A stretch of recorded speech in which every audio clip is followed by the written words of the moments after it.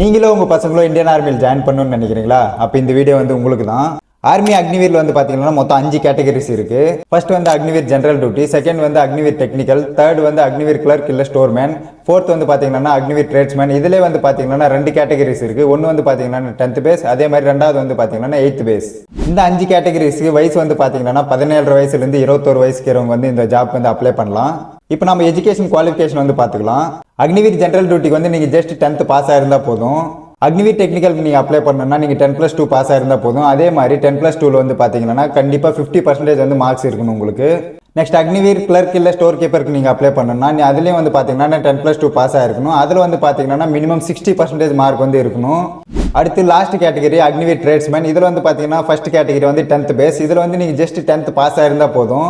Agniveer ட்ரேட்ஸ்மேன்ல second category வந்து பார்த்தீங்கன்னா 8th base. இதில் வந்து நீங்கள் ஜஸ்ட் 8th கிளாஸ் பாஸ் ஆயிருந்தால் போதும். இந்த ஜாப்க்கு வந்து நீங்கள் அப்ளை பண்ணலாம்.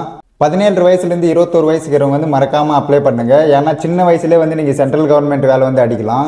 ஆர்மி அக்னிவீர் ஜாப் பற்றி இன்னும் டீட்டெயில்ஸாக வேணும்னா மறக்காமல் கமெண்ட் பண்ணுங்க, நான் ஃபுல் வீடியோ போடுறேன். இந்த மாதிரி ஜாப் அப்டேட்ஸ் கோசம் மறக்காமல் சேனலை வந்து சப்ஸ்கிரைப் பண்ணிக்கோங்க அண்ட் வீடியோக்கு ஒரு லைக் கொடுத்துருங்க.